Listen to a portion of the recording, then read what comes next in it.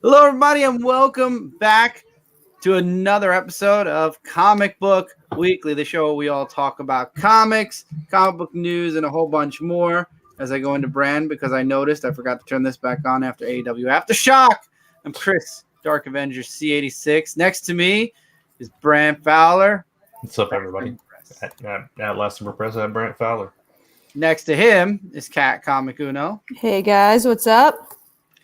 Underneath her is Mike Spider Slayer, Comic Book Corner 2.0. Hey guys, how's it going?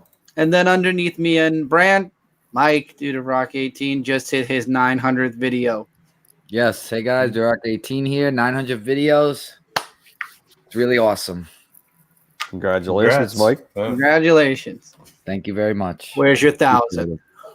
1,000, time will tell, but surely I will try. If YouTube is not gone, yeah, we'll see. So, with that being said, I'm going to turn it over to Kat with the news.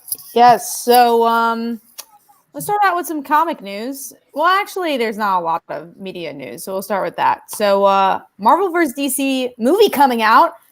Hold your horses, though. It's a documentary by the Russo Brothers, who I guess is just going to discuss the competition, what it means, which I think is really cool. I think it'd be cool to see that as like a Disney Plus documentary, because I know they have like the Imagineer thing that came out for Disney Plus. So I think that'd be an interesting place to put it. But yeah, it's cool. Yeah, I think it's interesting. I mean, the Russos have obviously been involved with Marvel stuff in the past, so it's going to be interesting to see their if they're objective, I guess. I assume they will be, but either way, it's going to be an interesting thing to see a comparison documentary and kind of lay out that history for people that may not know as much as comic fans do.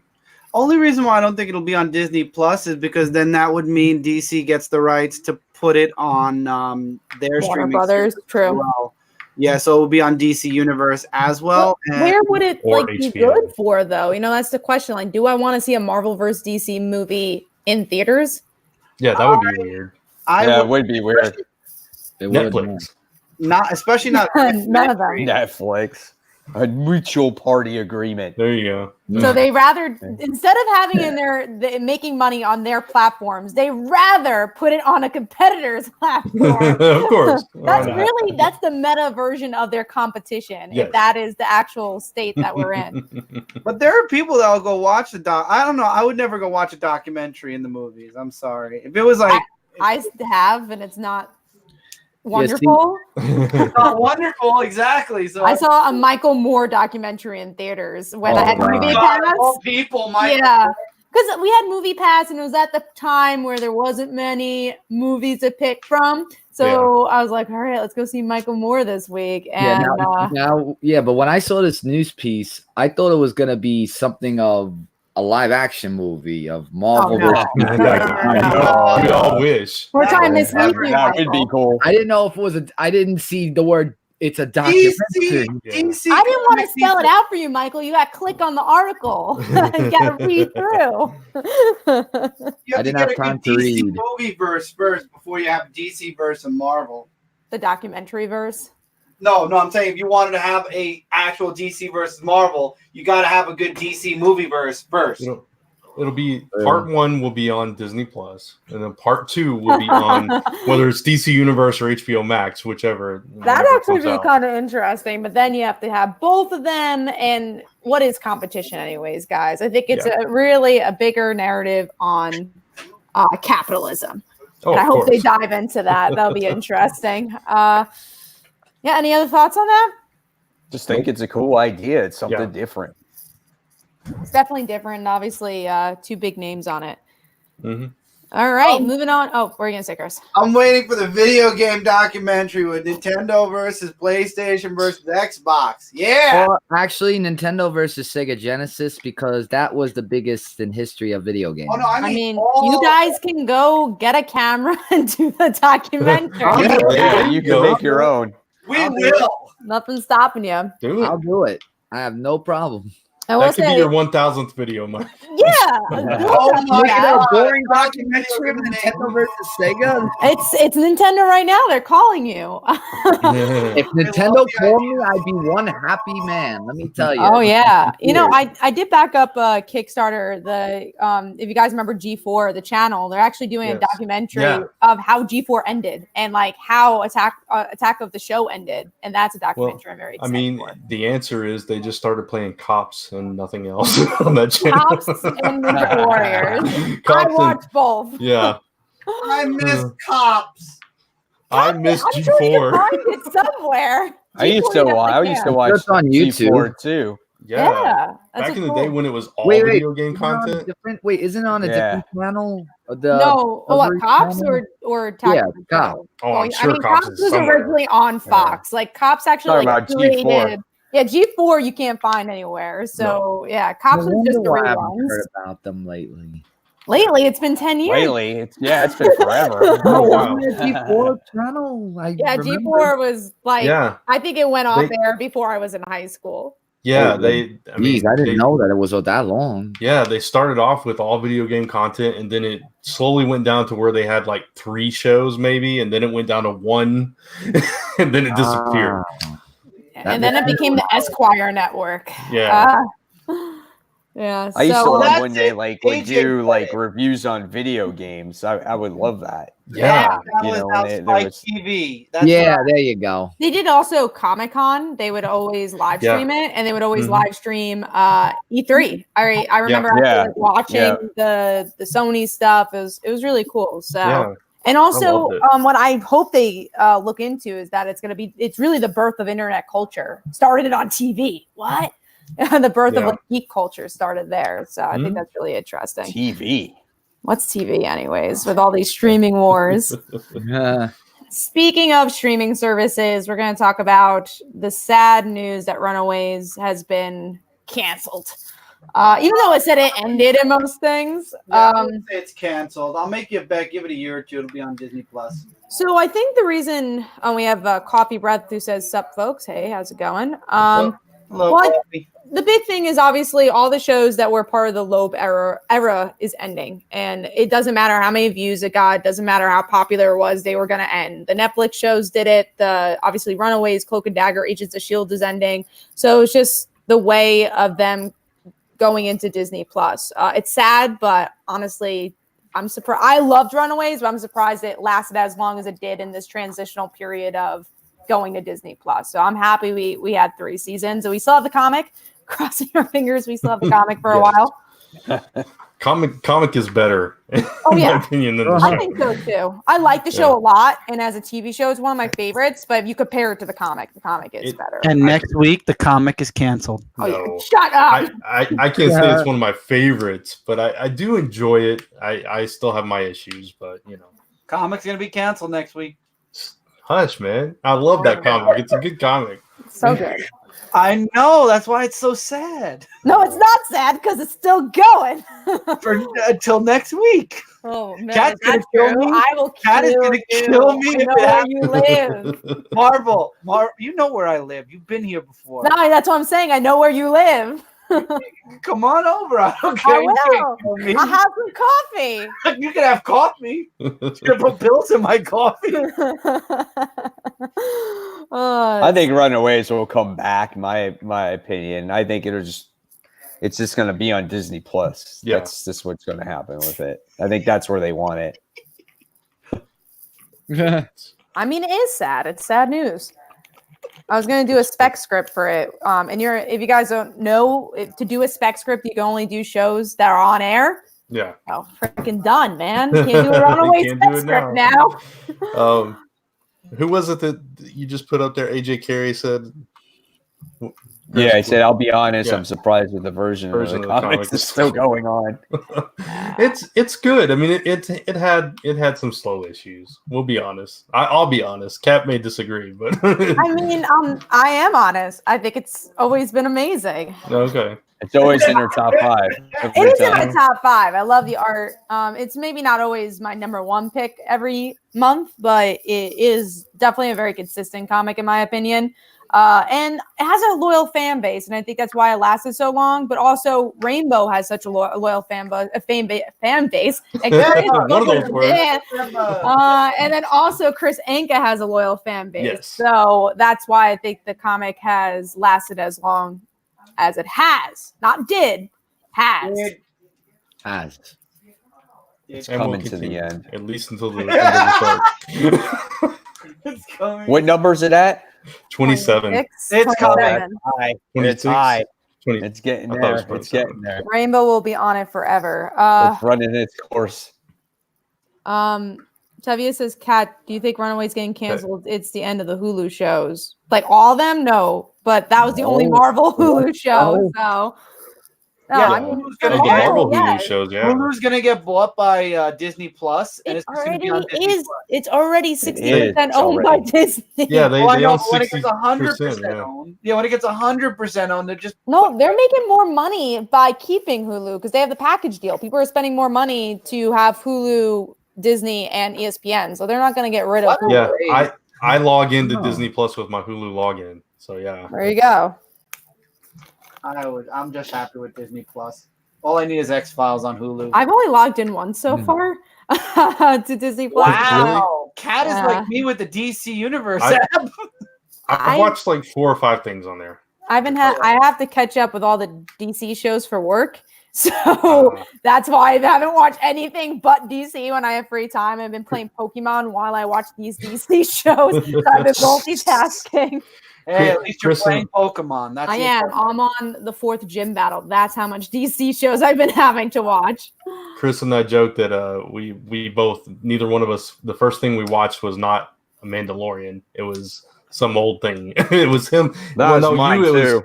No, for it wasn't Chris, me. it was I watched- Goldblum. Yeah, I was Jeff Yeah. Goldblum. That I my was favorite. the first thing I watched. What did I tell you? The first thing I watched was it was Lizzie McGuire, wasn't it? Because Yes, it was Lisa made me McGuire. watch it because I'd never seen it before. What? Yeah, Alan will definitely be happy by that. You gotta watch the new one. I think once like we get the Marvel shows, obviously I'm gonna log in and be like, all right, I'm here. I do think the Disney documentary looks interesting. Talking about Mandalorian documentaries is- again. Mandalorian's off the hook. There are a lot of. Yeah, I have Heard watched it great now. stuff. It's good. It's good. I have to catch up, but I Or also Yoda. Yoda's getting chased for child support, and he's dead.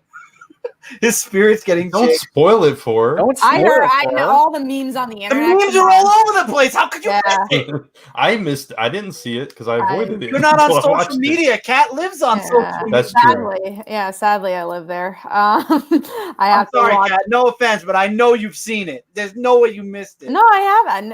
I have not. I have seen it. So you were correct, and I don't know the context. So that's Oh, fine good. I with won't me. tell you the context. yeah. All I know is that there's a baby Yoda that's not actually Yoda, and people are getting upset that people are calling him Yoda. Me too, Brad right? got mad at me, and I'm like, I wasn't calling I him baby Yoda. literally, I was like, dude, it's not Yoda. I didn't say it was Yoda. Yoda's dead. I never said it was Yoda.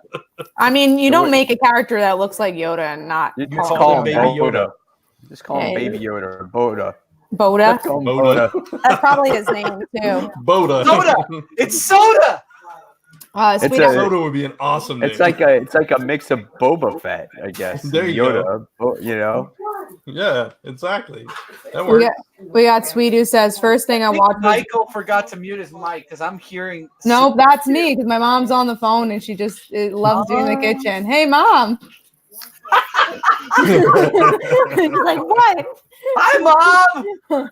I have my earphones. Only we can hear all your conversations. Anyways, so Sweet Exes says first thing I watched was Gargoyles then Avengers. Well, I heard Gargoyles is actually like trending on there. So Nice. we saw what happened with Young Justice.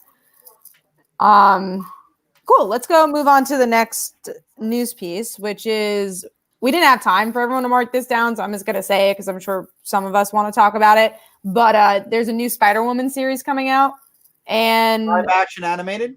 no, this is a comic now. We're moving on to comics. Oh, we're in comic. This is written by Carla Pacheco. Never heard of the writer. Carla- What is it? Pacheco. Carla Pacheco. Uh. I gotta see what they wrote. And then art is Perry Perez, which I think has done Nova before. But anyways, the description is I love Spider-Woman. Oh no, that's what she said. It's a super fun adventure with a lot of twists and turns, and seriously, so many helicopter explosions. We're taking Jess bigger and badder than she's ever been before, and I can't wait for readers to see what we have cooked up. My worry is this sounds very just actiony. And one thing I loved about the previous Spider-Woman series is just how grounded it was. And it was her dealing with motherhood and also the superheroics. And, I really liked her relationship with Roger. So is that just all going to be forgotten? Is she just going to be exploding helicopters? I don't think so, because even in previous stories, she's they always mention her child and Roger, and even one of the most recent stories, I can't quite make out where she was, but they made it a thing to remember. I don't think Marvel is going to be okay, we're going to erase her kid and Roger and everybody else. So I'm hoping they keep that intact. It would be smart, because that was a whole story arc. You know what I'm saying? Or a whole one. Yeah. I'm trying to see what else she's written. I found a better description of it on Marvel.com. It says Spider-Woman takes on a job that puts her in the crosshairs of an all-new enemy. She soon finds herself caught in a web of intrigue, surrounded by unknown forces bent on her destruction. With danger on all sides and her deadly past coming to haunt her, Spider-Woman is in for an action-packed ride, and she wouldn't have it any other way. When you hear all this action. Yeah, it is a lot of action. But I wonder if that means that wasn't she in Hydra, or involved with Hydra at one point? One point, I think the Bendis days. Well, it does say her past, so maybe that comes back to haunt her. Yeah, I mean, I'm obviously going to pick it up. I'm excited. Yeah. I did look up the writer, very relatively new. I think she's only done anthology stuff. So very new writer for Marvel, which is cool that Marvel is giving a big series like this to, again, a relatively new writer, not a big name. So I'm happy about that. Does Jess still have her kid? I mean, I don't think the kid disappeared, but that's what Tevye asks. So if I don't think he disappeared, but we'll see how involved he will be in the series. It looks like she's totally back in that old costume now, though. I actually like the new one. I do too, actually. I mean, I like the old one for nostalgic reasons. But it makes no sense now. No woman or anybody would wear that. So I don't know why Jess I look good. I don't know. It's weird. It's weird. Yeah. Any other thoughts, guys, on Spider-Woman? I'll probably read the first issue. It sounds really interesting. Yeah, definitely give it a try. Welcome to the 13 viewers watching. Thanks, guys. I love you. Who loves me? No, I said I love the.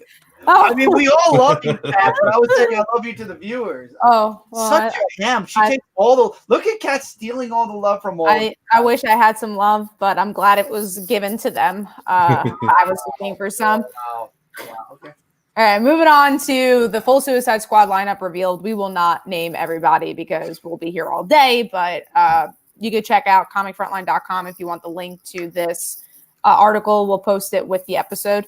But yeah, there's a lot of people there. I like the character designs a lot, and it's Tom Taylor, so there's going to be a lot of emotions. I'm actually looking forward to Suicide Squad.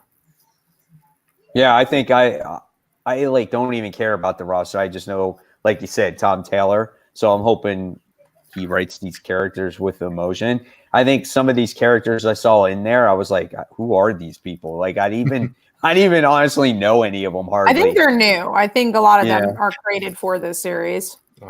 Gotcha. So I was but I'm on board with it. Okay. All right, let's move on to Nebula getting a mini series, obviously because of the movie. So yeah, I mean, it's obviously because of the movie, but it's kind of cool too, because I mean, I don't think we really get to see her explored a lot. It's the focus is always on other characters. So, especially if it's delving more into her past. I don't know I didn't read the description for what it was about or whatever. Me either. We really care about this book. Everybody, I think she's cool. reading it. I read the headline. No, I'm gonna read it, or at least check out the first issue anyway, because she is kind of a mysterious character. You don't know all that much about her, her ins and outs and how she became like she was, and and Thanos obviously did stuff to her, but you don't know their relationship and Gamora's relationship with her. So I think that could be really interesting and get people on board with the character more. So Yeah, I'm excited for it, actually. Yeah. All right, well, let's move on to a Michael article. He wanted to talk about this, and this is the new writer for Justice League Dark is going to be Ram V. They've done stuff for DC Comics, Marvel, and Image. Some Image titles is These Savage Shores and Graffiti's Wall.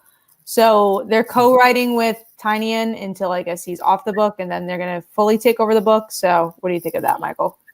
So I think that with a new writer that will help with Justice League Dark, hopefully we'll get some the stories that I read were kind of dragged out a little bit with dialogue heavy stuff. So maybe with this new writer, things will go more in a forward direction, and I'm just hoping for good things, because if the comic book is more of if it looks more interesting, then I'll probably go back to reading it, because I just been peeking at it and I have not been very happy with it.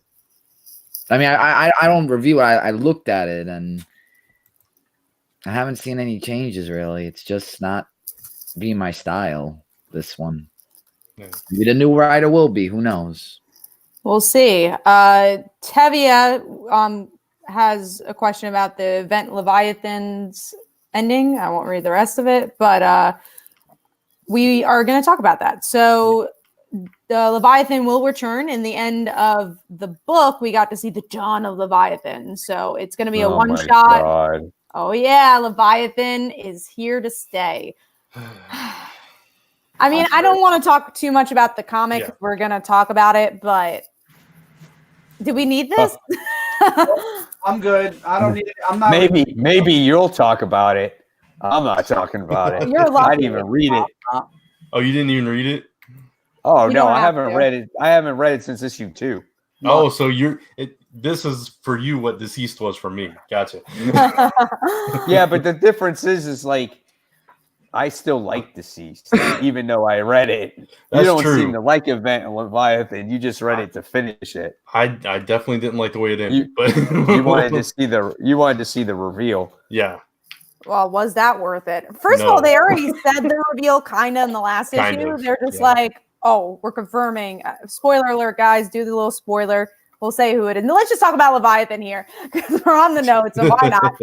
But spoiler alert, we find out that Leviathan is Oh, there we go. a Manhunter. Yes. But not Manhunter Kate, the other No. Manhunter. Of So course. that's the reveal. I mean, I'll keep saying this. The So reason when you got that reveal, how were you How were Unfazed. you? Yeah, it was just like I had to look him up. I mean, I knew Manhunter. I can imagine you're like, Yeah, like who? I was But then hoping it's for a like- twist. Yeah. I mean, I knew Oh. Manhunter because of Kate, so Right. I know her. But Right. everything else about Manhunter, I'm like, I don't know. Yeah. But yeah, what I didn't like about this book is that we were leading to this reveal. But once again, what did Leviathan do? They actually explained what he did here, what he did wrong. He's like, I'm going to reveal all your secrets. Yeah. That's the big bad plan. Of and- course. Yeah. We had to wait until issue 6 to find out what the big bad plan was. How about all the other issues? Like, I feel like all the event was skipped upon. Like, we saw everything that was in between the panels. Like, things that shouldn't have been said was all in this comic, and the things that should have been said was not in this comic. And the problem I had, and I told Chris this when we did our show, we the agreed. problem I had with this was you had 2 different teams of the world's greatest detectives in all the planet. These are brilliant people that deduce tons of stuff every single day, and none of them could figure out who it was. The way they found out was he said, "Hey, Superman, I'm Manhunter."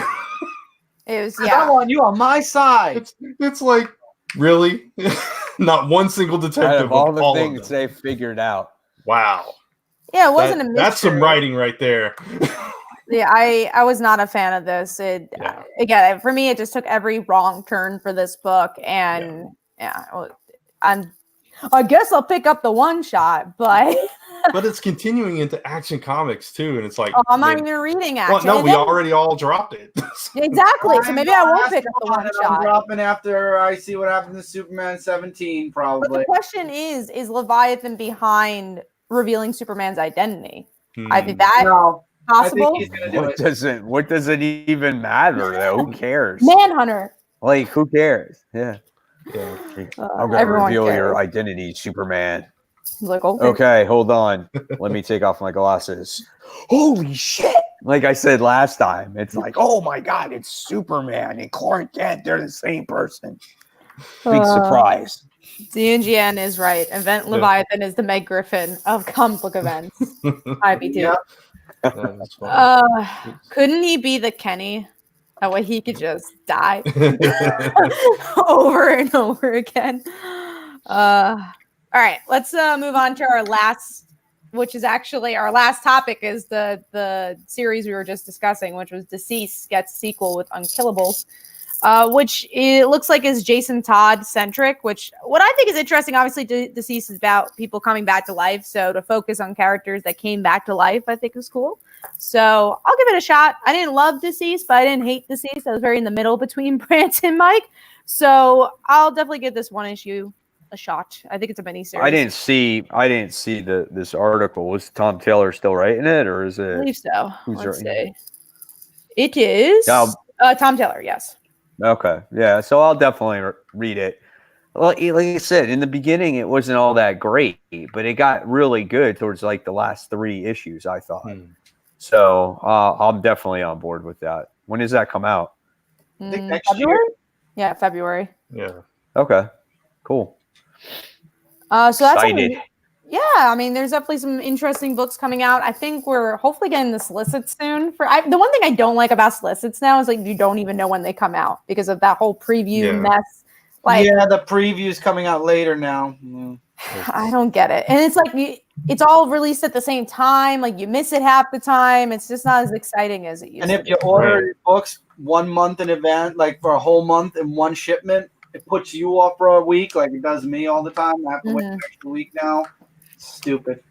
Yeah. Stupid. So we'll see. JLS said Event Leviathan needs to go away. It needs to go away Yeah. and never should be written again. Bendis needs to stop. I forget what Tevye says all the time. Whatever. Copy paste. All right, let's go to. Oh yeah, so we finished all the news. So we. Are going to, I was like, let's go on to that next one. We're just going to Michael. All right. Under the radar time. We need like a radar sound for this. That would be cool. A radar sound? What does a radar sound Or like? like a submarine It's very thing. silent. Submarine sound. Yeah, like in a submarine. Boom, boom, Yeah. and then little spinning thing. Boom. Because it's under the radar and all It's that. too All good What do we to have need to- moving graphics. That's so exciting right there. right. Brant will be So- in charge of it. All right. So my. Under, so my Brent under, gets thrown under the bus. all right. Uh, So my under the radar book I want to talk about this week is Age of Conan Valeria, issue number 4. So we saw in the last issue that Valeria encountered with this person who we thought was her lover, who actually it wasn't. It was actually the brother of the person that got killed. And he mentioned something about being the Lord of the High Steward. And she's just trying to figure out who it was that murdered her lover, which was Cassat. Wow, I can't remember names for life, but whatever her lover's name was. But anyway, so she like goes to see Lord Blas, who might have more information about that. And he was saying about how he was a great man and how he tried to help after death. But he was pinpointing that the person she was talking to from the beginning of the book was the killer. And that's actually what added more to the story of that. And, and then I like how she reads more about the My Translator, because you can actually see that she really wants to find out more about this mystery behind the killing. And it looks like that she's going to kill Antonius the one that you talked in the beginning in his sleep. So that's to be continued there. So a really good book and great artwork, I must say, for this comic book. So, Bram, what's your under the radar book? Mine is Agents of Atlas. This book has really grown on me, and I think I like it because it's all about the characters, and there is a plot. They're there, fighting these dragons and Agents of Atlas. no, they're fighting these dragons and There this- is a plot. The characters there's- just don't stand there. but I mean, they do talk a lot. There is a lot of interaction. But Michael, I hate it. Anyway, I just think there's a lot of good character growth and character depth between these characters, and a lot of these characters that we're not as familiar with because they're fairly new, and they're from I don't even know if they were like recently created or if they were from different. I think they're from that game, right? Oh yeah, some of them are from Future Fight. Yeah, so we're getting a lot more backstory on these characters throughout the series, and you've got this on again, off again romance with Amadeus and this Luna Snow character, and then you've got Giant Man that's having some kind of romance with the Guardian of Pan. So now they're highlighting that and that kind of thing. So and there's like all these different motivations as to why each one of these characters are there and what their reason is for working with Agents of Atlas. Some of them are there for the people that are getting shafted by this whole thing, and some of them are there just for the to do good and be superheroes, and others are there for different things. And I just think it's very well, I mean, it's very under the radar, but I think it's deserving of more attention than it's getting because there is a lot of good character stuff going on in this book that it kind of highlights the book for me more so than the action and the overall plot, I think. My opinion. Michael? All right. I didn't know if you were done or if you were. I was waiting to see. Yeah, no, I'm done. I'm done. Usually when Nobody there's else a reads it, so it's like 5 All right. 10-second So- pause, it's time to move on. All right, so Kat, you're under the radar book. I'll I don't pause want to for 5 interrupt seconds. anyone. Mine is Legend of Korra, Ruins of the Empire. Obviously, if you're a Korra fan, you'll really enjoy it, but I don't feel like enough people are talking about this book at all. This one's very politically driven, and you get a bit more of Kurosami, of course. It's a little slower than the first part, but I enjoy it. I like the character work, and I like that the show story is continuing, so I'm glad to see it. Okay, we'll go on now to Chris. You're under the radar book. Dollhouse Family, issue number 1, Joe Hill. Oh, it's so good to read Joe Hill again. I love this issue so much. You got a lot to read because he's got a lot of books coming out. Kat, this is like heaven right now for me. I'm so happy. But Dollhouse issue 1, I went into it with like a clear mind, but with the memories of Lock and Key, and man, Joe Hill just pulled this one out with the back and forth between 2 years where you're seeing the 1960s, then you jump into the 1980s. I'm guessing we'll get to present by the next issue, maybe. But the dollhouse has like magical powers. The father's an ass. I wasn't sad with the ending. I'll say that much. So I don't want to spoil the very, very end. No, but who cares? Who cares? It's been Okay, a week. spoiler alert. father gets Hell, whacked with a say it. hammer. Father gets Yeah, whacked. that's right. I'm glad. That's right. Sure. She kicks his ass because he's an asshole abuser. That's right. I'm glad. We got to make this video not for kids, remember? We've already. Comic Frontline has officially said our videos are not. Yeah, but every video we have to prove we are for not for Yeah. children. No, we don't. No, we don't. I went on YouTube and said our videos are not kid friendly. So literally, all of our videos are marked as not kid I friendly. know, I'm just joking. She- DNG yeah, she- says Oh, I thought like you were serious. What do I know? DNGN says like the Beatles song. Is there a Beatles? I know everything about the Beatles, and I don't think there's a song called "Whack the Father in the Head." There's a Queen song called "Tie Your Mother Down," but I mean, There, maybe he's thinking about Queen. I'm sure he's talking about something else, but I don't know which song he's talking about. Let us know. All right. So let's go on to now, Mike. Mine was the Black Cat Annual. I actually really like this book, and I read one issue of Black Cat. That was the very first issue, and I didn't like it.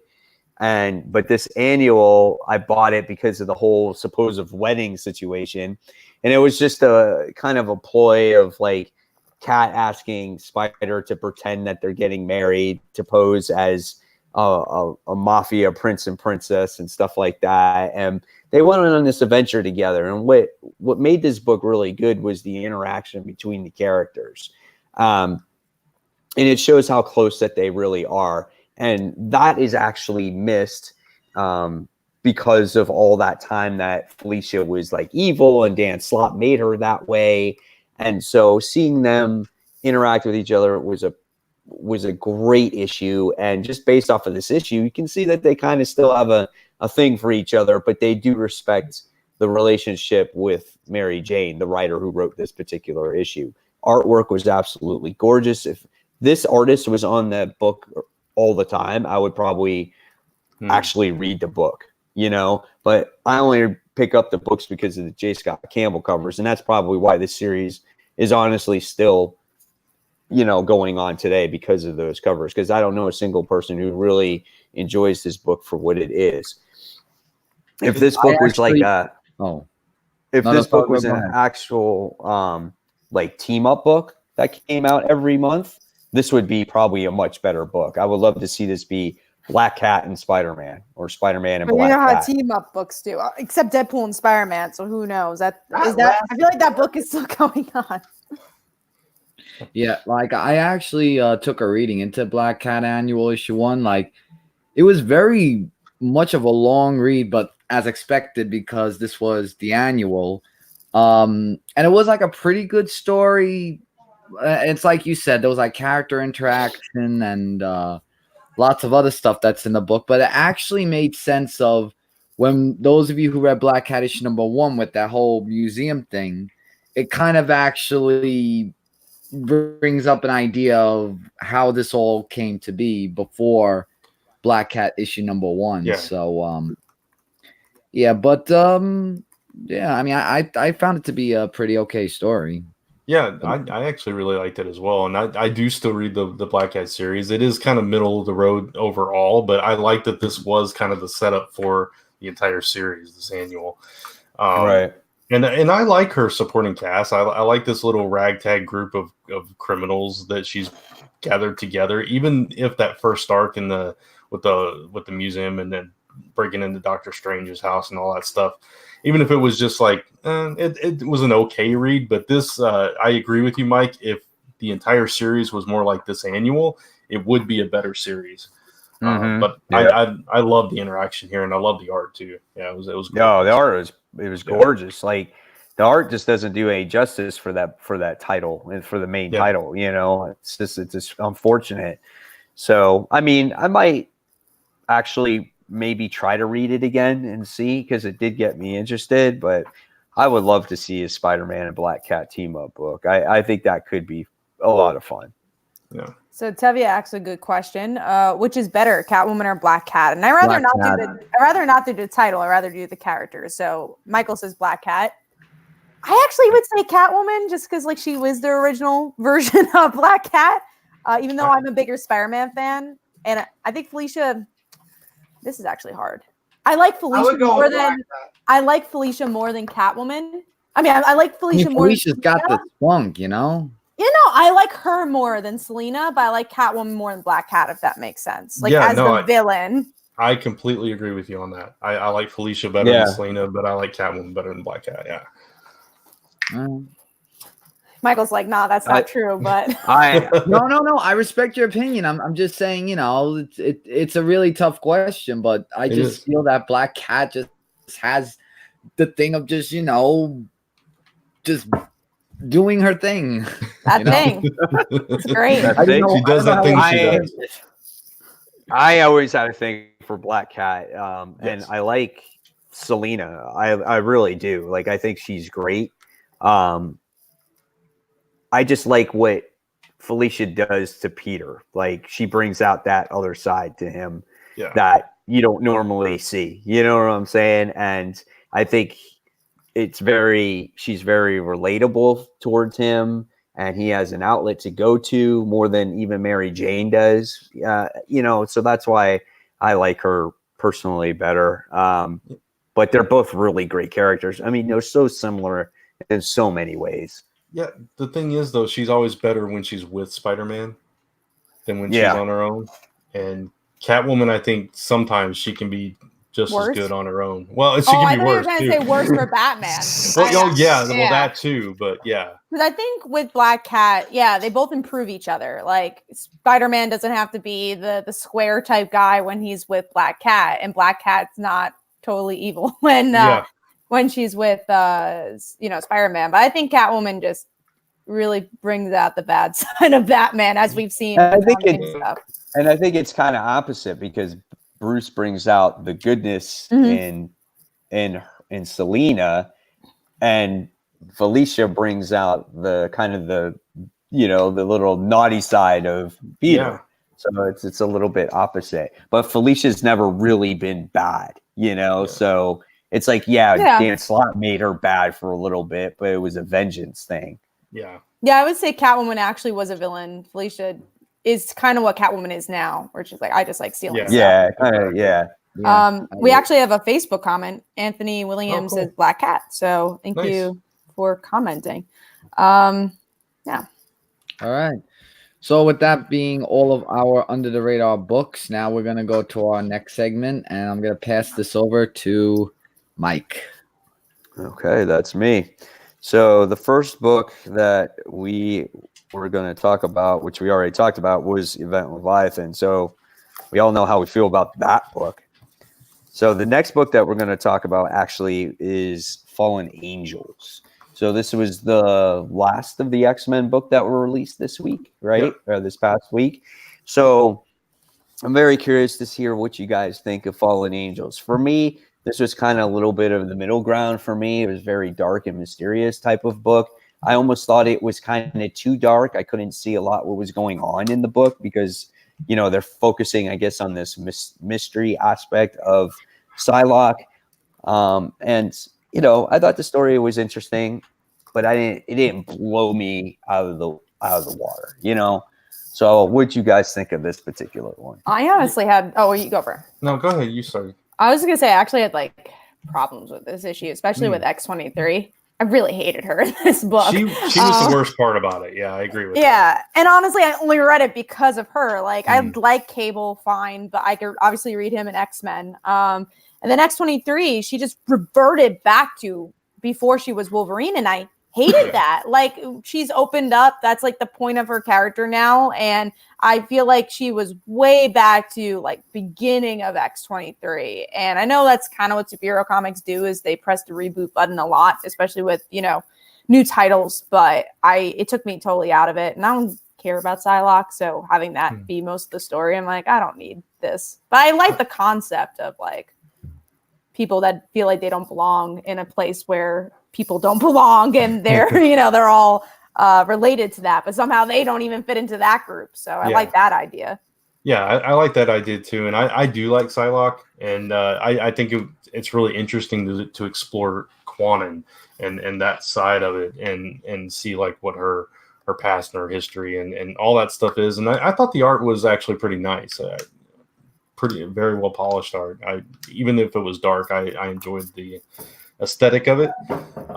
So I was brought in by the mystery and the history of this character, because I know more about what is it, Betsy? Yeah, Betsy. I know more about Betsy and less about Quanon, so I want to know more. I agree with you. Yeah. I'm the same way. So it makes me want to learn more about her. Yeah. So that's what's going to keep me strung along, and I'm curious to see if is this all we're going to get out of it when it comes to characters like Psylocke and Cable and X-23. I mean, I hope it's a little bit more than that. I mean, I don't know. We'll see. But yeah, there's a lot of mystery that shrouds this comic book. So we'll see where it goes. Now, I like the art. I did like the artwork. I just thought it focused too much on the darkness aspect of it. Yeah. You know what I'm saying? I understand. And what did Jesse say? Put that back up real quick. JLS says, I liked how X-23 had developed since her early issues. Shame to have written that way. I agree. Yeah, I agree too. Definitely. I haven't read it yet, so I'm a little behind. I don't even have a top 5 this week. I've been very busy. Oh, I thought you read your books this week, Chris. Yeah, I thought read you did too. I read all the books I needed to for the Chris and Brand show, and I read a few. Which was extra one. No, All I those read books. 2. I read 2 to be safe. I read another book. I read The Blackest Night. And Oh, yeah. Dollhouse, right? Because And Dollhouse. Well, no, Dollhouse I Yeah. read on my own. That was something I read during the weekend. Oh, wait. How many books did you read? How many did I read altogether? Sounds like Out you of read all my 3. books, 1, 2, 3, 4. So if I was to put, all right, I'll put them in order. So skip me for 5. I'll put them in Okay. order for that. There you go. All right, so we'll move Oh wait, on. no, Speaking I of got a number 5th. five- I have a 5th. Okay, Oh, never wow. mind. Number 5, then. Oh boy. Jeez. I have a 5th. Five, everybody. I read 5 books this week. I read 5 books this week. Look at me go. All right. So let's move on. So we're going to talk about that number 5 book. So if any of the viewers out there want to put their number 5, now's the time to put it, and we'll either show it on screen or shout you out. So number 5 book for me, I have no freaking clue. I don't even know where my books are. You're worse They're than right Chris. here. Hey, No, they're right hey, here. no one's worse than me. Oh, Oh, we have a Family new Tree. viewer. Family Comments Tree. watching. Just turned on and my ears are. Oh, sorry, dude. We just got excited. But thank you for watching. Yeah, Very thank you. excitable Yeah. bunch. all right. So mine was actually Family Tree, issue 1. Okay. I like the book. I thought it was like we talked about, girl turns into tree, and it's definitely different. It's an apocalyptic, like a book where people are changing into trees. It's like the end of the world. And you get to learn about the mother who's, obviously she's divorced and she's trying to take care of the kids. And now she's got to deal with the kid turning into a tree. And then we find out that the grandpa is involved in this whole thing. So I don't know. I thought it was cool. It's different. It made me want to read more. And pretty weird when the tree starts growing out of the girl's back. I'm not going to lie. That was kind of I think she was weirded out more. She's like, Mommy, I have a rash. Yeah. Wait, there's a tree in my back. Yeah, and It's just like, wait, I think it's growing. Like the way she says it too, she's just like, I think it's on my back now, thinking like, oh, it's just going to be this little thing. You're Yeah. telling me that you didn't notice this big freaking branch growing out of your back this whole time? So, Michael, Yeah, did you read it? You read it this week? Yes, I I'm actually read glad. this book. No, I actually read it because I was actually interested when you guys were talking about it. And just Meg has it really hard with her growing into a tree little by little. And then this guy that comes to her saying that, like, here, take this. It should make you feel better. I don't know if it was to make her feel worse as growing into the tree, or if it just tried to, I don't know, because it's like all of a sudden, ever since this guy gave her something and said, here, take this, it'll make you feel better, that's when the whole thing started to get worse with her arms and then her back. And Well, that guy, I like think, Mike was her said, grandpa, right? Or It's maybe her it was- grandfather. Yeah, it's her grandpa. It's her grandfather. Yeah. And I like how he actually, and I was just going to say, I like how he comes in the end and then he says, after he just does a headshot, he says, like, hi, Loretta, long time no see. Like, that was like really an epic part of the book. But I was in wow. Like, this is a really great book. And art was okay, kind of, because, I mean, I'm not saying it was good or bad. It was just like in the middle. So I'm going to say that. Yeah, That it was artist definitely- worked on Green Arrow in the past, actually. It was definitely a more like I thought the art was familiar. it was definitely a more like Yeah. slice of life kind of art style. Yeah. Yes. Can you guys hear me? It was fine. I thought it fit the Okay. book. I get you, Brent. I was making sure. No, I didn't say it was good or bad. I was just saying like it was just in the middle. Yeah, But yeah. Then Green Arrow came up. I'm like, oh, because I know I saw it somewhere before. And I Yeah, was like, yeah, that's what it was. I liked it too. I got a almost a little bit of a Middle West vibe, but only a lot more serious, a lot more dire. In the way that there's a family connection, and you don't know what that is exactly, and what it means for the child, and they've got this thing that's going on with them. In that way, it was similar. So I like that, and just it was I like the drama of it, and I agree that maybe she should have been a little bit more reactionary to the big branch growing out of her back. But other than that, I love the setup and the way that it was paced, the way that you got this nice beats until you get to the point to where it's like, oh, this is not just some simple thing going on. This is this huge thing and this huge problem that they're dealing with. So I thought it was a solid first issue. Yeah, this is my number 5 as well. I actually liked how slow it was because the intro talks about, hey, it wasn't war that killed us. It was nature. And I always love stories like that where you expect, it's obviously going to be people against people, but then the thing looming in the background is what actually destroys us, the thing we don't think about. So I really like that. And I like that was from the point of view of angsty teen boy, because that's also the person you wouldn't expect to talk about this. You think, oh, it's going to be the single mom who's doing the voiceover, and that ends up being the teen. So yeah, I definitely think it's a really good setup, and I think the book is only going to get better from here because it is just a setup, but it's a very cool story about a literal tree. Yeah, you would never think a tree could be exciting, but it was, for me, it wasn't slow. Like, it was a page turner for me. Like, I felt like it read really, really fast, so yeah. AJ Carey says for a 5 that actually come out this year, Cosmo Mighty Martian from Archie Comics. I saw that. Yeah. It's Ian Flynn. So yeah. I think he's worked on the Sonic and the something else. I can't remember what, but yeah. Mega Man. I think he worked on Sonic and Mega Man. See, another book that maybe Michael should try out then. Yeah. I might. All right. Well, so I want to go on to Chris's number 5 then, since he did read his 5 books. Unfortunately, Leviathan, number 6. So your least favorite pick. It was like, oh yeah, there was that book. Never would have made my top otherwise. Yeah. Brand, what was your number 5? Book I kind of already talked about, Agents of Atlas.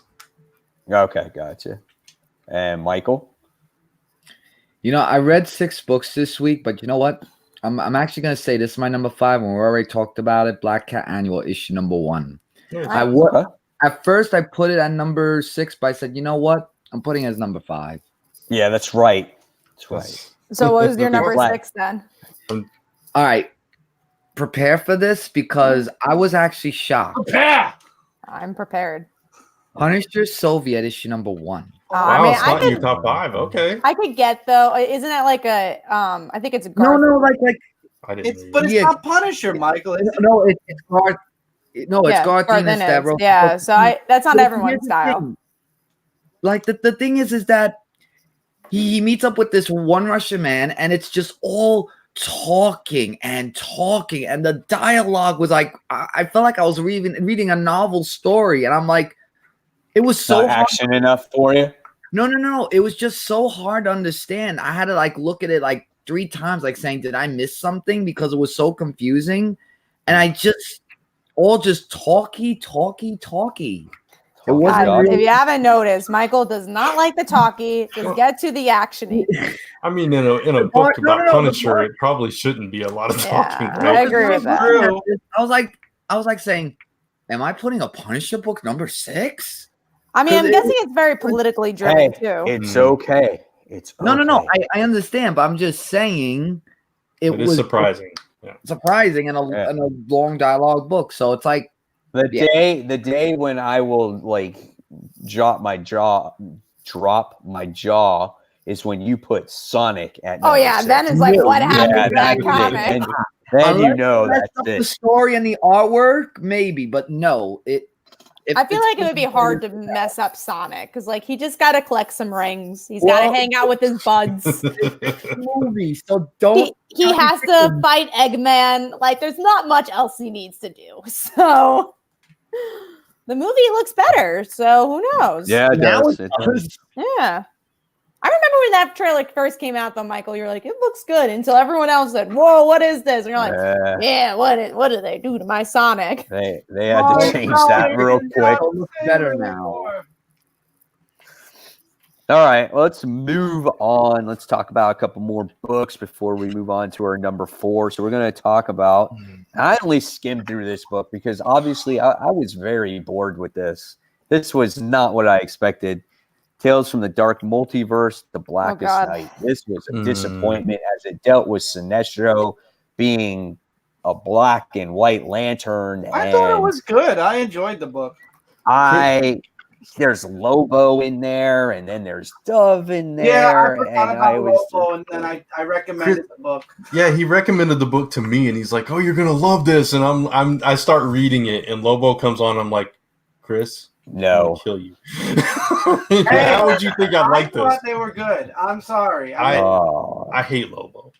I hate Lobo too, but I thought the books were good so far. I like Lobo and Teen Titans. Other than that, that's like Lobo. I didn't like the story at all. I think I read it in 4 sittings. I don't know. I guess I like the dark verse. Oh, did we lose Brant? I think we did. I think so. Oh, he got it. Brant. Brant, we lost you for a second. There we go. Am I back? Now you're back. Kind of. Yeah. Yeah, it's a little say something. One.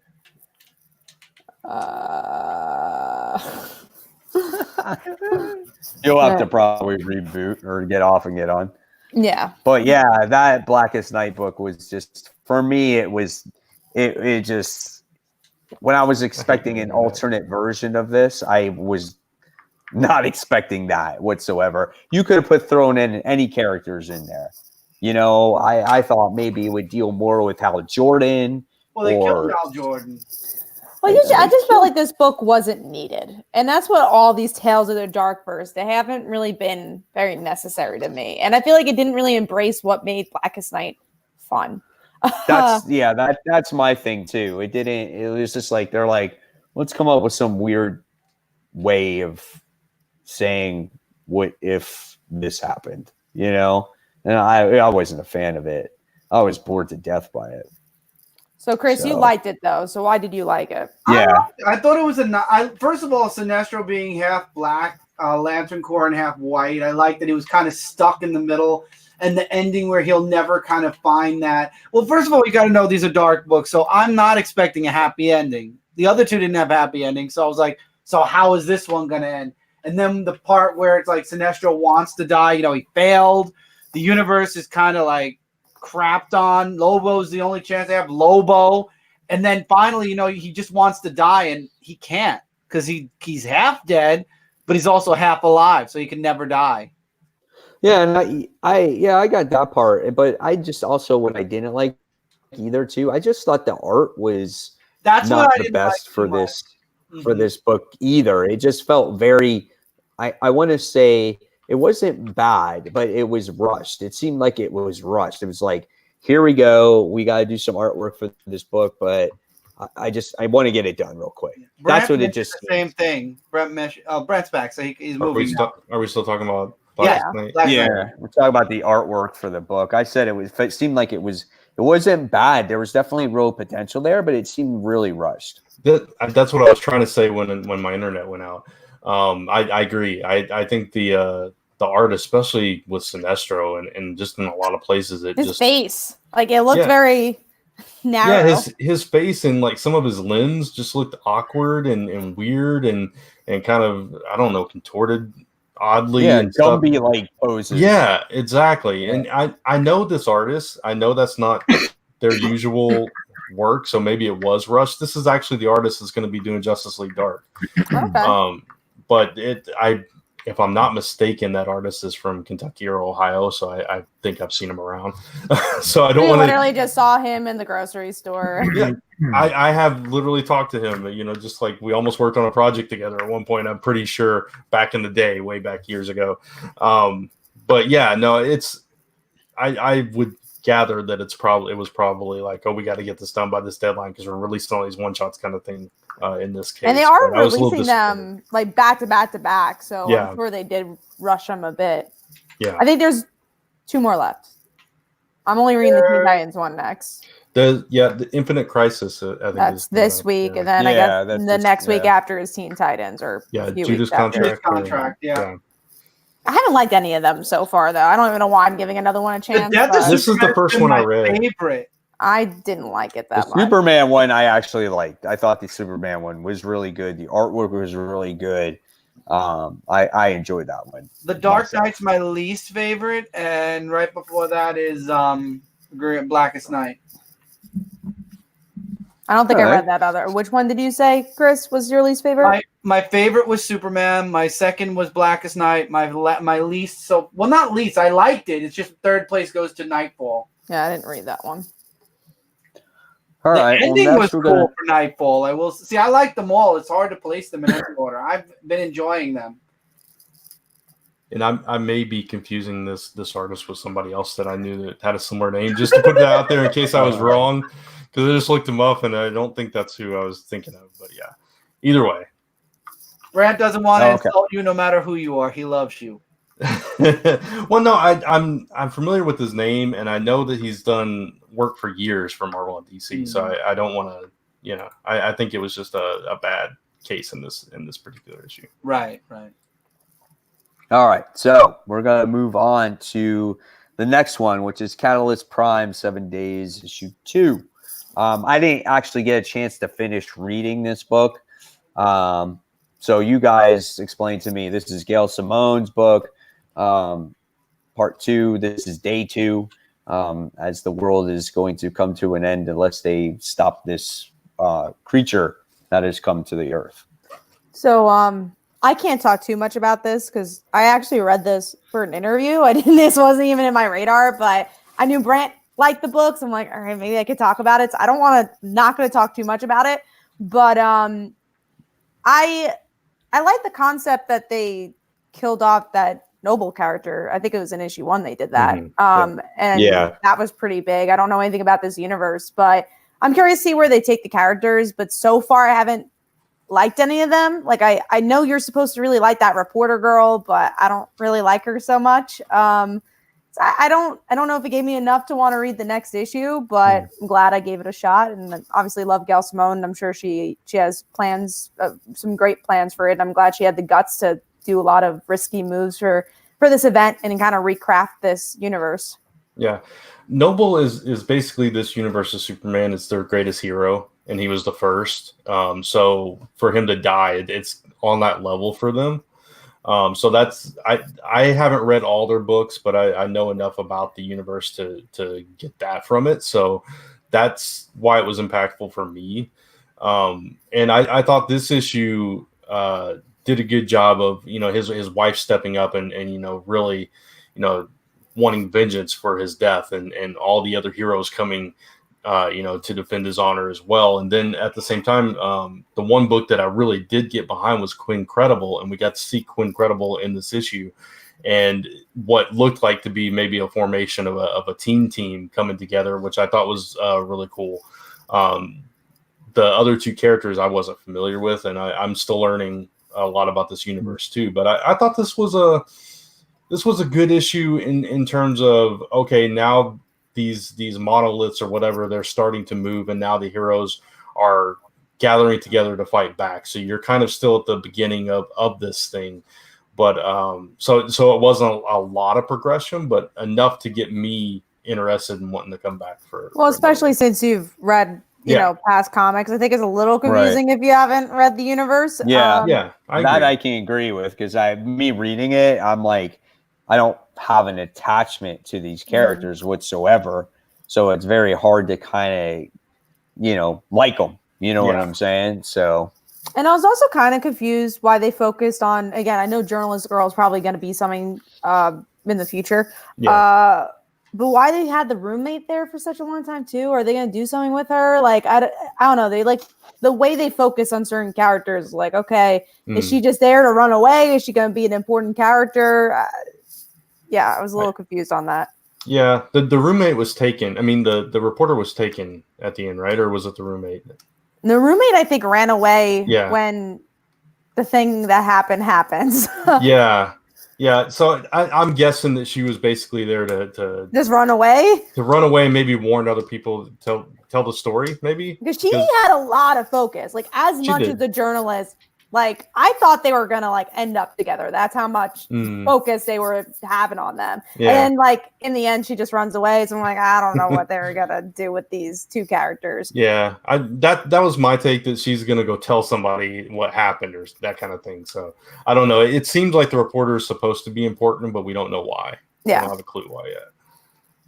I'm sure we'll see in the end. I do want to welcome Justin Bear, who's in the comments. Yeah, awesome. Thank you guys. I think we had about 18 viewers already live, so definitely Nice. thank you for that, guys. Appreciate Nice. it. Really Good. good. Thank you, guys. Really appreciate it. Glad All right, so we are moving on now officially to our number 4. And my number 4 was Chris's actually under the radar book, and that was that Dollhouse family book. Really enjoyed the book. Great story. Love the ending. Can't wait to see what's going to happen to this little girl and this creepy ass dollhouse. So that's all I have to say about that. So I'm going to go on to Chris's number 4. Black Cat talked about it. He reversed under the radars. Yeah, that's funny. Michael, what's your number 4?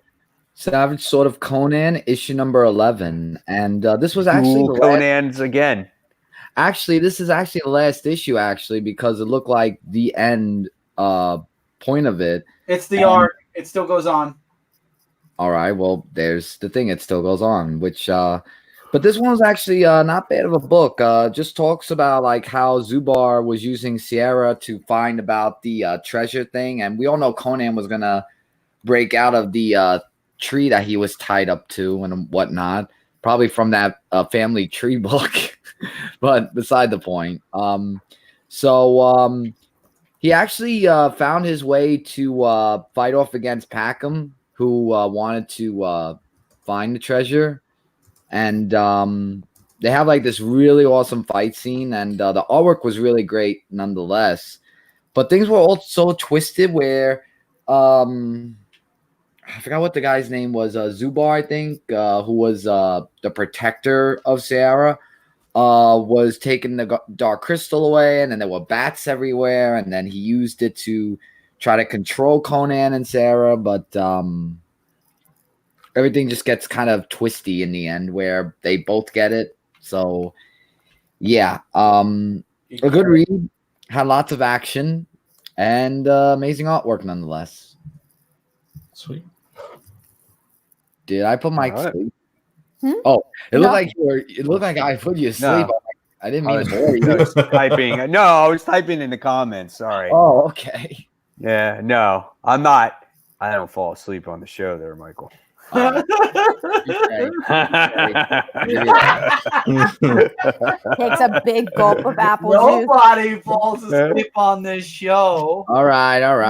Just, All right, Kat, what's yours number 4? My under the radar, which was Legend of Korra, Runes of the Empire, Part 2. We already talked about it. All right, and Mr. Fowler. My number 4 was your number 5, I believe. Family Tree. Sweet.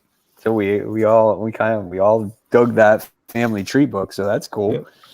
All right. So let's see what's going to go on. What are we going to talk about now? Going on to this book I liked. I don't know if anybody else did, but I liked Morbius issue 1. Didn't get read yet. Yeah, Didn't read and I 2 stars. I can understand 2 stars. why. I can understand why people don't like it, because it's kind of like the same thing over again with Morbius and him trying to find out his cure and stuff like that. And so just to see now what happens. He obviously tries to cure himself once again, but something happens to him. Like it morphs him into something more. And what I liked about the book was that it was very horrific-like, and it kept them very mysterious. And just when you think he actually found a cure, it changed him, and I think it's going to change him into something worse. He's not going to be like, "Oh, I'm Morbius, and I need to feed, and I got to like." I think he's going to be something much more than just that. Is this like Hulk? Would you say? Like Hulk? I don't know. It's too. No, I don't know. I don't think it might be that weird. I just think that you're going to see him being able to change into different forms or shapes or creatures, or I don't know. We'll see. But it kept me interested. It's very much a setup type of book. And I know Brant's not the horror fan, so it's like I could see why he would not like this, especially if you're not a Morbius fan. And I'm not really a Morbius fan either. But I don't know. There was something about it. I like the artwork. I just liked the way it ended. So I'm like, all right, I'm going to try issue 2 because I didn't expect anything out of this book at all. Yeah, I'm not a huge fan of Morbius, and that was part of the problem. But I wanted to give it a shot. Being a well-known Spider-Man villain and all that stuff. And it, like you said, though, it was a lot of the same. And it felt like a story that could be told within an arc in Amazing Spider-Man to me. So it didn't feel special enough to me. So right, it lost me. Yeah. Right, and this didn't make my top 5, but I liked it. It warranted another issue for me. No chopping block for Mike. No, it will live on. All right, so. And then we talked about the family tree, so we're just going to go right on to our number 3. You see how that rhymed right there? Ooh. Family tree, number 3. You guys didn't get that at all until I pointed that out, and now you're just like, oh. Mike's a rapper, funny, Mike. Poet. He's a poet, just like Tom King. Yeah. I write love letters. The Catwoman, the black cat. Yeah. No, get it right. Get it right, cat. All right. So, that was. Now I lost my train of thought. We're on number 3. We're on number 3. So I'll start with Brant this time on the number 3 book. Runaways.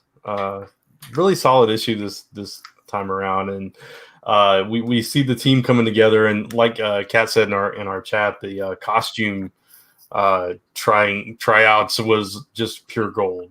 Putting Nico and Molly in costumes and all that stuff, it was just fun. Chase has a gun hand. Yeah, Chase he doesn't even have a hand. He just has a gun for a hand. A gun hand and a padded outfit. He kind of looks like Solo from Spider-Man. And it was just, the whole thing was hilarious. And the expressions on the characters. I love Chase's expression with Nico's very revealing costume. It was kind of like, I loved all their expressions. Like Chase all was, of their. And then Carolina's like, "That's my girlfriend," and then Molly's like, "Ew, that's kind of like my mom." I can't look. And it was just, all of them were perfect. It was just great character work in the expressions and everything throughout the issue. And the thing that I found really interesting, though, is after they team up, and of course Gerda's left out because she has no actual abilities, and then you got that whole drama building up, and then you feel like there's something that you don't quite know yet, because Doc Justice is way too happy with this team coming together, and it makes me feel like there's something else there, and you don't know exactly what it is, and it makes me suspicious of his motives and everything. So I love that aspect of it too. And in the ongoing saga of Gib not being able to eat.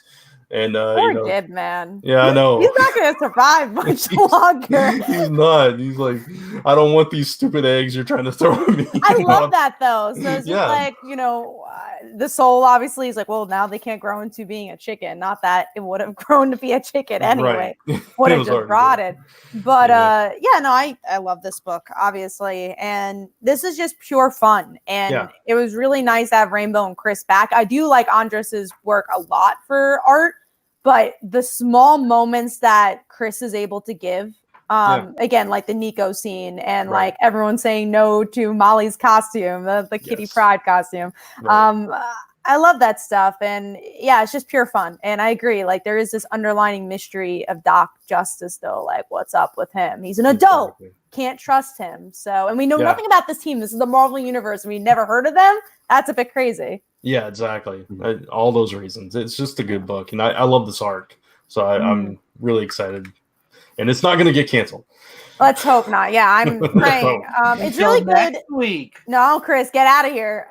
It's really good at reinventing itself too, Yes. which is what I love. Is that every arc of Runaways feels really different. It is 27 issues in, but this book has not grown stale by any means. Right. Wait till issue 28. Right, issue 28 though, man. Oh really yeah. stale That's it. stuff. That one. That'll be it. Right Most of them after, are. right after Dark, 30. Doc Justice, it all goes downhill from there. Uh, All right, and my number 3 was actually the Black Cat Annual, so that's where that a one lot of fell love for for me. that. Yeah, and Kat, what was your number 3? Mine was Power Rangers issue 25. That I'm was out of here. good. Goodbye. Just kidding. I'll be very short. No, it was. That's my gimmick, Mike. Yeah, I know. Everyone Can't leaves. steal Brand's gimmick. It was One day, all of us are gonna walk out, and it'll just be Kat You're like, talking. hey Yeah, I guys, don't even know. Chris somehow, even Chris, Yeah. Yeah. I'll even give though up, he reads the book. Will get dumb, and I'll be like, no, it's stupid. No, this was a good issue. What I like is that it's written by Ryan, both series, and so Go-Go is kind of leading up to the Omega Rangers, which is what currently is going on in Mighty Morphin. So I like how hopefully everything's going to come to a head and all meet up. So pretty good issue. I love how the Guardian's the one that gives the power to Zordon to turn Tommy into the White Ranger. Yeah, it was like I like how they're filling in the blanks of mythology, and there's some good character moments overall as well. It didn't feel like a landmark issue. I guess that's my only complaint is that it's a very point A to point B issue, but still a fun book. I think that it's good that Go-Go's a point A to point B, and like Mighty Morphin's the one that's kind of more examining. Yeah, true. Yeah, I mean, Mighty Morphin's definitely more about definitely developing the plot, and Go-Go's always been about the characters. So I Can agree we with that. appreciate the beautiful artwork though in both? Yeah. books? Art's really good. Yeah, for both books. I agree. It's good stuff. All right, good. This conversation went on about 10 seconds too long, so we're moving on. No, I'm just Wow. Excuse us. kidding. We I'm did just the kidding. major Spark Notes version. I'm just kidding. I was timing it the whole time. I allotted actually 35 seconds 15. for Power Ranger talk. Oh boy! All right, Chris, what was yours? Blackest Night, the Blackest Night one Blackest shot Night. from DC Darkverse. Just in case we didn't know.